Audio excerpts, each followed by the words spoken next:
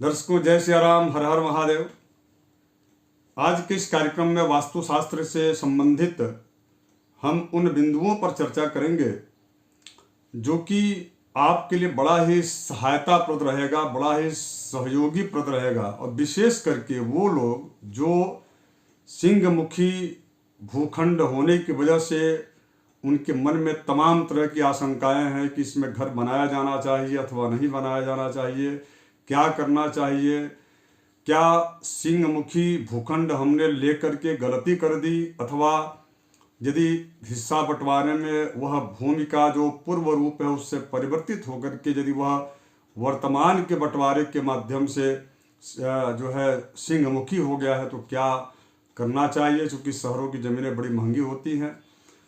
और यदि सिंहमुखी प्लाट ही उस व्यक्ति को मिल गया अथवा उन्होंने परचेज कर लिया तो क्या करना चाहिए, क्या वास्तविक में उससे संबंधित बहुत सारी दिक्कतें हो सकती हैं और क्या नहीं होती हैं, क्या करना चाहिए, इसका उपाय क्या है, इन सारी बिंदुओं पर मैं आज जो है चर्चा करूंगा। आप सबसे आग्रह है कि थोड़े से आप धैर्य बनाए रखिएगा और इस कार्यक्रम के लास्ट तक इस कार्यक्रम को आप देखिएगा, क्योंकि सिंहमुखी यानी कि शेरमुखी जो भूखंड है, प्लाट है, क्या उस पर मकान बनाना चाहिए अथवा नहीं बनाना चाहिए, हम इसी विषय पर यहाँ पर आज चर्चा करेंगे। और यदि बनाना चाहिए तो उसके लिए उपाय क्या है वह सूत्र भी आपको हम देंगे। आगे बढ़ उसके पर एक छोटा सा आग्रह है कि आप नए दर्शक हों तो सब्सक्राइब कर लीजिएगा और इस वीडियो को आप शेयर कर दीजिएगा। दर्शकों, हमारे वास्तुशास्त्र में, मैं वैदिक वास्तुशास्त्र की बात कर रहा हूँ, हमारे वैदिक वास्तुशास्त्र में भूमि के परीक्षण के अलग अलग 4 मान बिंदु बताए गए हैं। और उसमें जो वराह मिहिर जी हैं उनके सिद्धांत की ही मैं बात करूंगा। वराह मिहिर जी ने किसी भी भूमि के बारे में जांचने परखने के लिए उन्होंने 4 सूत्र दिए और उन सूत्रों के आधार पर यदि आपका भूखंड चाहे वह शेरमुखी हो अथवा गोमुखी हो अथवा जो है जिस भी प्रकार के दिग्मुखी हो, उसके आधार पर यदि परीक्षण में वह सही खरे उतरता है, जो कि वराह मिहिर जी ने उस वास्तु परीक्षण की जो सूत्र दिए हैं उसके आधार पर यदि वो सही आता है, इसका मतलब यह है कि वह जमीन पर आप चाहे वो सिंहमुखी क्यों ना हो, आप वहां पर घर जरूर बनाइए। दर्शकों, वराह मिहिर जी ने एक बात बहुत अच्छी कही है। उन्होंने कहा कि क्षेत्रमादो परीक्षेत गंधर्व सप वर्ण सप्लवैः असुमध्वा ज्ञान पिशितम गंधम विप्रानुपूर्वकम। उसके आगे उन्होंने ये भी कहा कि शितेश दृक्त हरित कृष्णवर्णा यथाक्रमात् मधुरम कटुकम तिक्तम काषाय रस सन्निभम।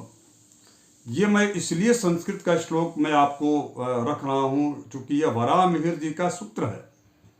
ये कह रहे हैं कि पृथ्वी के परीक्षण की 4 अलग अलग विधियां हैं। पहला, उस पृथ्वी का गंध कैसा है, स्मेल कैसा है, उसके आधार पर आप उस पृथ्वी के बारे में, उस जमीन के बारे में, उस भूखंड के बारे में, उस प्लाट के बारे में आप जो है जानकारी दे सकते हैं कि यह किसके लिए सुटेबल है। दूसरा, वर्ण परीक्षा, यानी कि उस जमीन का कलर कैसा है, रंग कैसा है।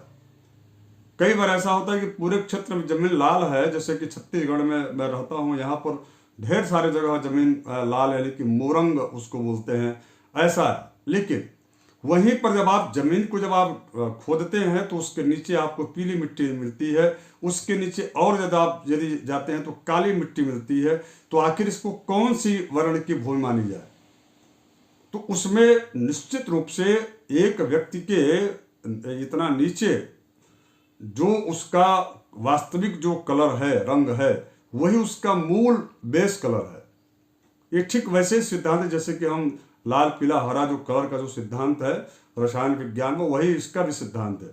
कुल मिलाकर के वास्तु जो शास्त्र है वो वैदिक वास्तुशास्त्र वैज्ञानिकता और तार्किकता के आधार पर एकदम संसिद्ध है। तीसरा जो परीक्षण की विधि है उन्होंने बताया रस परीक्षण। उस जो है भूमि का रस कैसा है, स्वाद कैसा है, थोड़ी सी मिट्टी को चख करके ऐसा देखा जाता है। चौथा, प्लव परीक्षा, उस भूमि का जो प्लावन है यानी कि उसका जो झुकाव है वो किधर है। ये 4 मान बिंदु उन्होंने कहा। उसके अतिरिक्त भी एक और सूत्र उन्होंने बड़ा अच्छा दिया, और वो सूत्र मैं आपको बताऊं, वह आपके लिए बड़ा महत्वपूर्ण है, विशेष करके उनके लिए जिनकी जमीन शेरमुखी अथवा जिसे आप सिंहमुखी कह रहे हैं, उनके लिए पहला जो सूत्र है, यानी कि वो वहां पर जमीन पर जो है भूमि पर मकान का निर्माण करें अथवा न करें, ये जो आपके मन में पशुपेश की जो स्थिति बनी हुई है उससे मैं आपको बाहर निकालने का प्रयास इस कार्यक्रम के माध्यम से करूंगा। उसमें उन्होंने एक बड़ा अच्छा सूत्र प्रदान किया।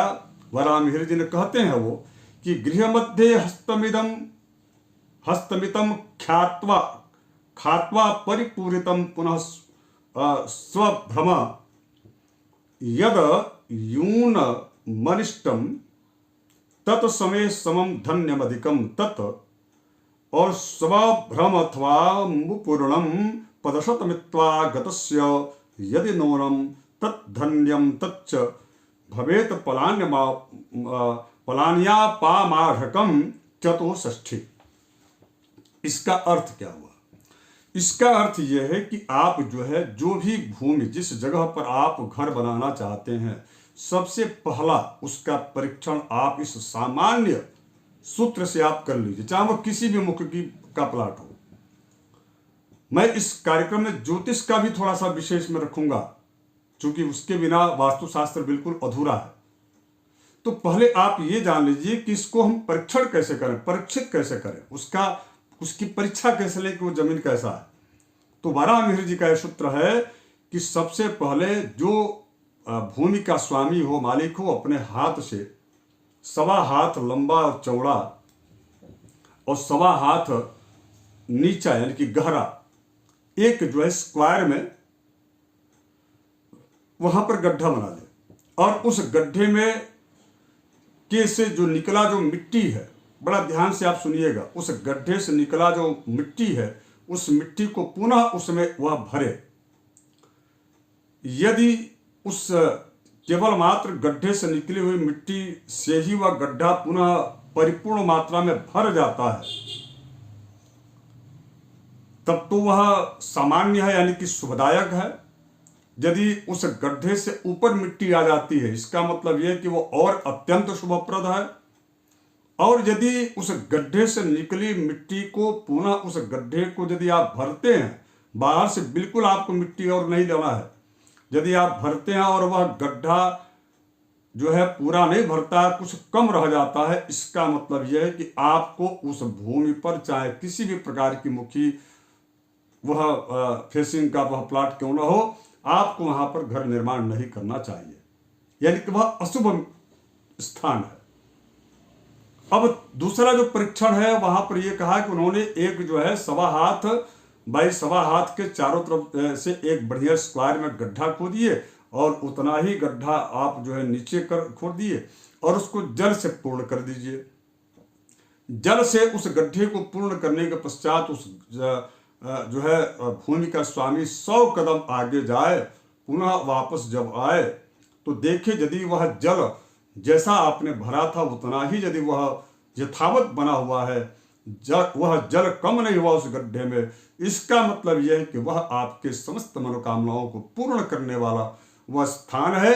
आपको वहां पर उस भूमि पर आपको घर का निर्माण करना चाहिए। यदि वह जल कम हो जाता है तो उसको यदि थोड़े बहुत यदि कम होता है तो सामान्य है। यदि बिल्कुल उस गड्ढे में से यानी कि आप समझ लीजिए कि 2/3 से अधिक जल यदि समाप्त हो जा रहा है अथवा उतना ही बचा हुआ है, यानी कि 1/4 जो है जो हिस्सा है वह यदि के हिस्सा में यदि जल की मात्रा आपको वैसे पर्याप्त मात्रा में दिख रही हो, तो इसका मतलब यह है कि वह भूमि आपके लिए सुटेबल नहीं है। उस भूमि का आपको त्याग करना चाहिए, चाहे वह किसी भी मुखी हो। अब आइए, शेरमुखी यदि प्लाट आपका है और इन दोनों सूत्रों के आधार पर, यानी कि आपने खात विचार के आधार पर, जो कि वराह मिहिर जी के सिद्धांत के आधार पर आपने चेक कर लिया, फिर भी आप संतुष्ट नहीं हैं, तो आप जो है दूसरा एक विचार और कर लीजिए। यदि आपकी जन्म कुंडली में सूर्य 5 डिग्री से कम के हों, तो आप कृपा करके जो आपकी सिंहमुखी जो या भूखंड है, उस सिंहमुखी भूखंड में अगर यदि उसका विस्तार उत्तर पूर्व की ओर की कोण की ओर है, तो उस जगह पर आप घर का निर्माण न करें। यदि आपके जन्म कुंडली में सूर्य जो है वह 5 डिग्री से 10 डिग्री के अंतर्गत में हो, तो वह आपको नेत्र विकार दे सकते हैं, और बहुत होगा तो आपको थोड़े बहुत रोग की स्थिति बनेगी, लेकिन उसके बाद भी पूर्व और उत्तर की तरफ बढ़ा हुआ यदि प्लाट है, तो वह प्लाट आपके लिए बड़ा ही लाभदायी रहेगा। उसको आप ले सकते हैं। केवल मात्र नेत्र विकार उस घर में रहने वाले लोगों को होता रहेगा। और लेकिन अगर यदि 10 डिग्री से ऊपर का यदि आपका सूर्य है और वह 20 डिग्री के मध्य में यदि है, तो जो है, और वह प्लाट यदि सिंहमुखी यानी कि व्याघ्रमुखी है, जिसको आप जो है शेरमुखी कहते हैं, यदि ऐसा यदि प्लाट है और उसका विस्तार यदि उत्तर पूर्व की कोण की तरफ हुआ है, तो वह आपको चिंता बढ़ाने के लिए बहुत काफ़ी है। और मुझे ऐसा लगता है कि ऐसे जगहों पर ऋण बहुत ज़्यादा हो जाता है और वह व्यक्ति बड़ा परेशान रहता है। ऐसे लोगों को वहाँ घर नहीं निर्माण करना चाहिए। उसमें चूंकि मैं भूमि स्वामी की बात कर रहा हूँ, और चूंकि इसमें हार्ट अटैक होना, आत्म ग्लानि का होना, आत्म जो है लोगों के द्वारा क्लेश की स्थिति का उत्पन्न होना, ऐसा वहाँ देखा गया है। अब यही यदि विस्तार दक्षिण पूर्व की तरफ होता है, तो वहां पर भी मैं कहूंगा कि बिल्कुल जो है किसी भी प्लाट में उत्तर दक्षिण पूर्व की तरफ तो विस्तार उचित है, लेकिन मैंने पहले ही कहा कि सूर्य की डिग्री यदि आपकी जन्म कुंडली में जैसा हो वैसा आप निर्णय कीजिएगा। लेकिन अगर यदि दक्षिण और पूर्व की तरफ किसी भी व्यक्ति का यदि वह भूखंड हो सिंहमुखी, तो वह विचारणीय है। उस पर बहुत गहन अध्ययन करके एक्चुअल वहां की जो स्थिति है उसको किसी वैदिक वास्तु, आजकल तो बहुत सारे तकनीकी लोग लेकर जा रहे हैं, जबकि उसकी कोई जो है उसकी अहमियत नहीं, बल्कि केवल मात्र आप ठगे जाते हैं उससे। वैदिक जो प्राचीन परंपरागत जो ज्योतिषी हैं गुरु परंपरा से, उनको ले जा करके वास्तविक में वहां का दिक् साधन कीजिए। दिक् साधन करने के पश्चात जो है वहां की वास्तविक स्थिति और दैर्घ्य विस्तार से उसको गुनिया में बनाइए। गुनिया में बनाने के बाद से आप जो है वैदिक विधि से उस वास्तु की शांति करा करके, यज्ञ कुछ पूजा पाठ अनुष्ठान होता है उसको आप करा करके, और आप उस वहां पर घर का निर्माण कीजिए। सुखी से रहिए, समृद्धिवान रहिए। यदि आपको ऐसा लगता है कि आपको सिंहमुखी मकान, जहां प्लाट जो आपने लिया है, ले देकर आप जीवन की कमाई से आप ले पाए हैं और उसको आप चेंज नहीं कर पा रहे हैं, तो मैं पुनः कह रहा हूं कि इन सारे जितने भी विधि हैं, उन विधियों के बाद भी आप जो है वैदिक विधि से वास्तु शांति के लिए आप एक व्यवस्था बना लीजिए। हमारे यहाँ से भी बहुत सारे ऐसे विद्वान हैं जिनको मैं भेजता हूँ। समय आने पर यदि कुछ ऐसी स्थितियाँ रहती तो वहाँ स्वयं भी मैं अपनी उपस्थिति दर्ज कराता हूँ। तो वैदिक वास्तु शास्त्र के अनुसार वैदिक विधि से शांति वास्तु की कराइए, और गुनिया में यानी कि दैर्घ्य और विस्तार का परिमाण जो वैदिक विधि है उसके अनुरूप आप उसका निर्माण कीजिए। भयभीत होने की आवश्यकता आपको नहीं है। पुनः आपसे आग्रह है, किस विषय पर मैं पुनः चर्चा करूंगा। यदि आप नए दर्शक हो तो सब्सक्राइब कर लीजिएगा और इस वीडियो को आप शेयर कर दीजिएगा। और शेरमुखी जो मकान या भूखंड वाले लोग हैं वो बिल्कुल घबराएं, इस वीडियो को देखें। यदि कुछ आपके मन में शंका है आप कमेंट कीजिए, पुनः इस पर मैं एक विस्तार से कार्यक्रम आपके समक्ष प्रस्तुत करूंगा। धन्यवाद। जय श्री राम। हर हर महादेव।